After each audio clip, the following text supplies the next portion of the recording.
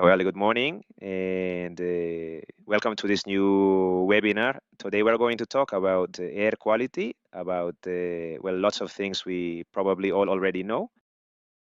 But I think it's worth focusing into a few points we might not be so aware of and that are really important to highlight. We've put together a short outline of the things we're going to cover. So we'll start with the idea of healthy living, which of course we're all familiar with. We'll talk about air quality, starting with outdoor air, and then we'll move on to indoor air quality, which is what today is really about. After that, we will look at the regulatory framework that's brought us to where we are, since we're talking about ventilation systems. We'll also touch briefly on those ventilation systems, even though there was another webinar on this a few months back. We'll just make a quick point or two, all right? Let's not start that with the healthy living, so shall we? What are we actually doing? As we're all aware of how important it is to lead a healthy lifestyle, but what are we really doing about it? Well, I think we all know we need to exercise, live a calm life, get enough sleep, and enjoy a bit of downtime, which is also important. No, we needed to take care of our diet, for example, and I think most of us have a pretty good idea of what that involves. So when we talk about diet, I think most of us more or less know what we should be eating, right? Which foods we need to stay healthy.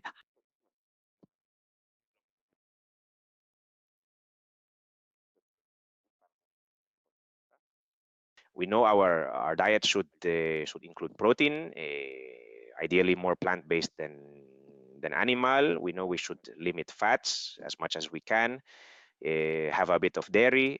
So we more or less know the right balance of foods to eat, and most of us more or less stick to it, or at least try to. But of course, when we talk about air quality, are we really aware? No? If you ask someone, what's the air quality like in your home, what would they say? Well, unfortunately, I think a lot of people would say something like, I've got a fantastic air freshener. My house smells like roses. But obviously, we all know that's not what air quality really means, right? In fact, it might even be the opposite. There are probably all sorts of air fresheners, but many of them release volatile organic compounds into the air, and those can actually be harmful. So what we think is something nice because it smells really pleasant might actually be bad for our health.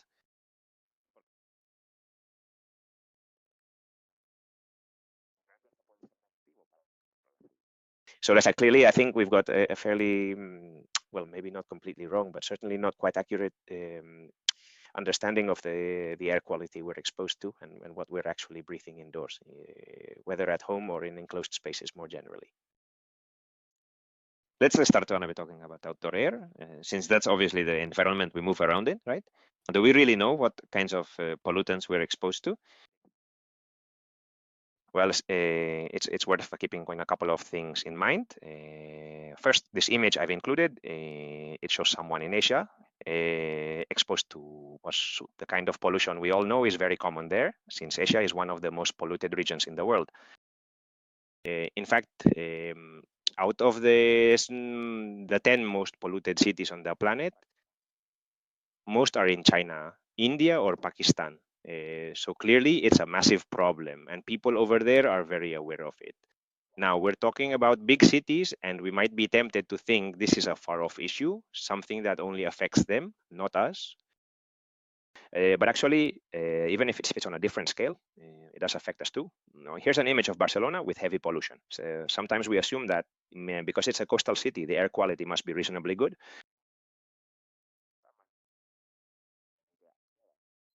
But that's not really the case. Now, Barcelona is surrounded by mountains, so there's not enough wind to disperse the pollution generated in the city. and it ends up with very high levels of air pollution. Or take Madrid, for example. Everyone knows about the black smoke and that ugly haze you can really notice when you drive in from outside the city. It's very visible. So even if it's not quite the same scale, we're definitely exposed to high levels of pollutants in large cities here in Spain too. All right. And why am I showing you this slide? Because I want to highlight the issue of children. Okay. This outdoor air, which as we'll see, can be very harmful,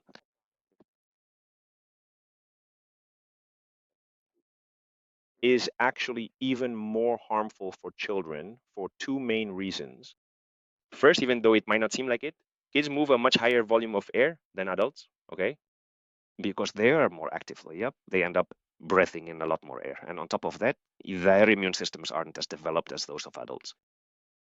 So children really should be a priority when it comes to air quality. In fact, we've got a regulation in Spain, right, which stands for Regulation for Thermal Installations in Buildings and applies to tertiary buildings, that sets out the ventilation levels required depending on what the building is used for.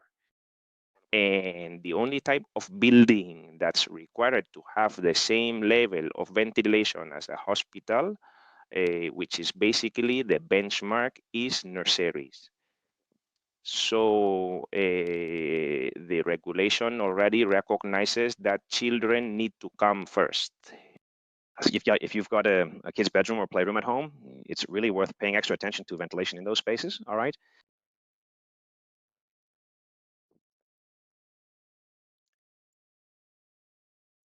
Let's stick with outdoor air quality and talk about the effects it has on people living in cities. Now, this figure, which is quite striking, it's a bit dated from 2000 to 2009, but it shows the number of natural deaths attributed to outdoor pollutants, right? And if you look closely, the numbers are pretty high. So take Barcelona as an example. Over a 10-year period, around 12,000 deaths were linked to NOx concentrations.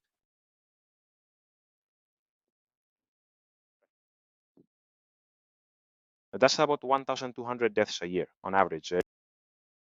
Just think how serious that is and how little attention it gets.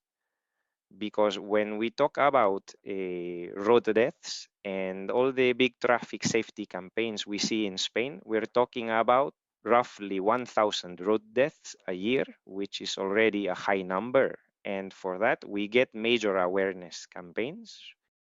But here we're talking about 1,200 deaths a year in just one city. And barely anyone mentions it, right? So we really need to be aware of this. Even if we can't do much ourselves to reduce outdoor pollution, it's important to recognize the issue, right? And, and note that the problem exists and do what we can within our own means. And of course, if we're talking about outdoor air, we also have to talk about indoor air. So why is that important? Well, because indoor air quality depends directly on outdoor air quality. This chart shows it really clearly. The pollutants from outside, which are listed here, and we'll look at them in a moment, are exactly what end up inside our buildings, our homes, offices, and so on. But apart from a few exceptions, like some particles that settle out or ozone, which is more of an outdoor pollutant, most of them make their way indoors. And on top of that, we've also got all the pollutants generated inside the building itself, which can be a lot. We'll look at those in a second too. So what does all this mean? What does it point to? It means that the concentration of indoor pollutants is often 2 to 8 times higher than what we find outdoors. Sorry, the presentation just skipped. There we go. Well, when you think about how much time we spend inside and how high those concentrations can be, it's actually quite serious. And there's the worst part, which I'm not even aware of it anymore. So, often when we get home in winter, it's freezing outside and the house feels nice and warm. We feel protected. Also, it's lovely being cozy at home. But in terms of air quality, it's actually the opposite, right? So we need to be aware of the problem. And like we said earlier, take steps to try and improve it. Right? So when we talk about pollutant concentrations, most outdoor pollutants come from three main sources. So industry, transport, and heating or air conditioning systems in buildings.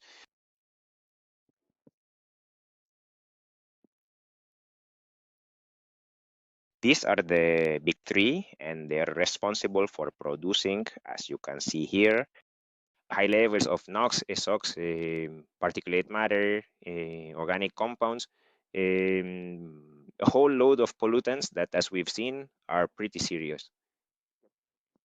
And those end up in our homes. But they're not the only ones, because on top of that, we've got everything generated inside the home. And those can be just as harmful or even more so.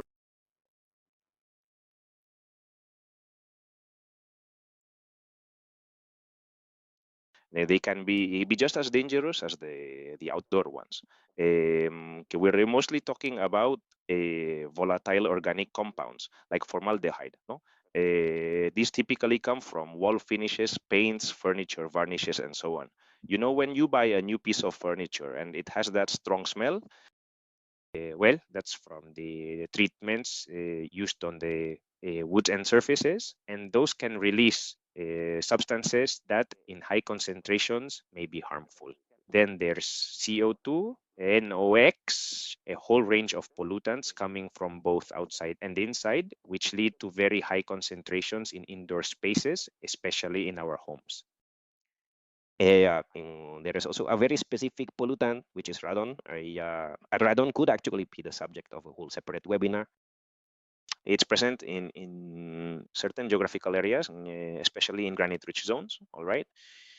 Radon is a natural pollutant. It's a radioactive element, and in granite areas, it gets released into the air.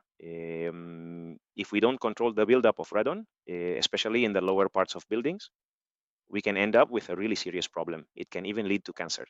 Lung cancer, in fact, is the second leading cause of lung cancer in Europe after smoking, and it's particularly high in countries like the UK. It's a well-known issue and has been for a long time. In Spain too, and although it's long been recognized in Spanish regulations, it wasn't until a few years ago that the HS6 standard was introduced, requiring the use of barrier methods to stop radon from seeping into homes. So this is another pest, our major pollutant we need to keep under control to avoid it reaching dangerous concentrations and affecting people's health.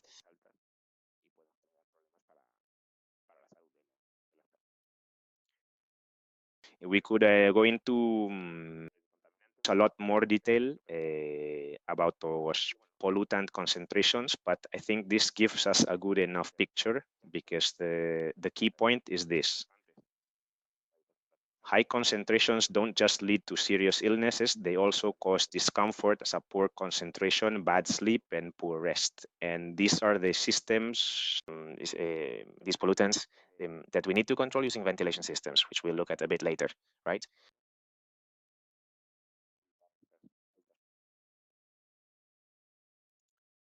Okay, let's talk about the regulatory context. How did we end up here? As we said earlier, why are we even talking about this? Because we're talking about ventilation systems. Why? Well, it all basically comes down to regulation, right? Historically, homes were built in a way that was, let's say, somewhat lacking. What did that mean? Well, it meant houses had a fair amount of air infiltration, which, yes, caused a lot of energy loss, but at the same time, that flawed construction allowed for a certain amount of natural ventilation, right? It wasn't controlled. If it was windy, you'd get a lot of infiltration. Uncontrolled, sure, but it did help maintain a good level of indoor air quality. Well, let's say reasonably good, right?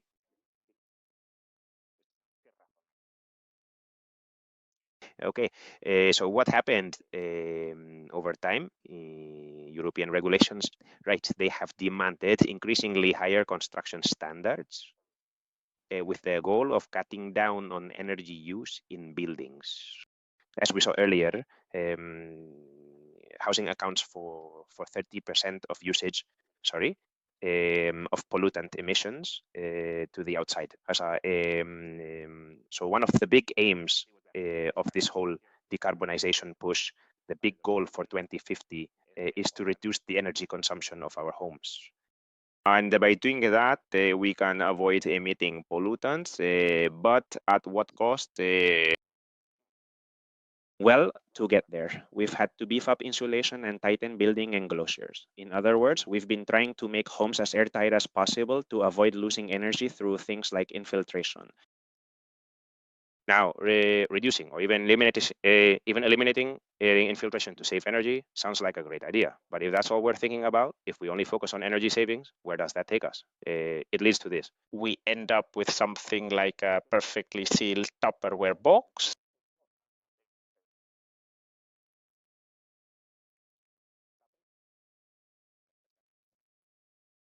So if any air does get in, it's minimal. So yeah, there's no energy loss due to infiltration, or even better, picture a thermos, completely insulated, no heat loss, no air exchange or infiltration. Seems ideal, right? But clearly no one can live in a Tupperware box or in a thermos.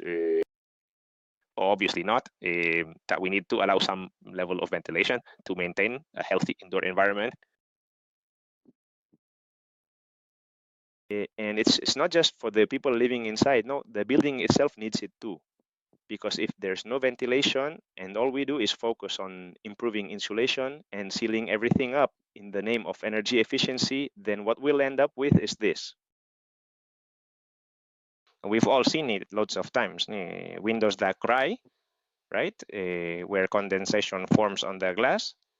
Well, obviously, if we improve the windows in a house, if we improve the window frames and replace them with fantastic new ones that are really airtight, great.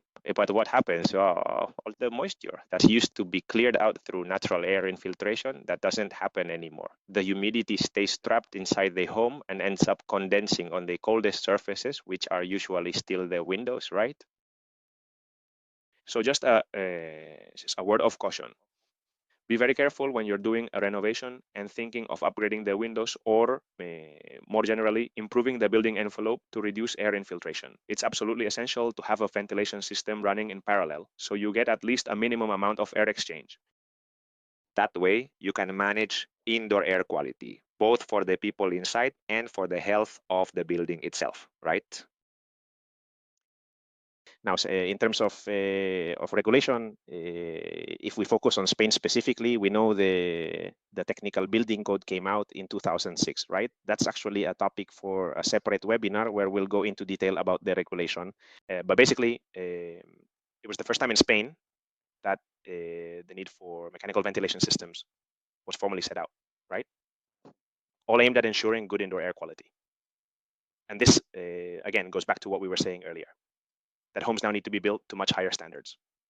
There are three key aspects, although, to be honest, we'll go into all of this in much more detail in future webinars. But just to touch on the three main points, Arden, first, it has to be a continuous system, right? That's really important. You can't just switch the ventilation off whenever you feel like it, which is what a lot of people think they can do. Second, the code sets out minimum airflow rates, okay?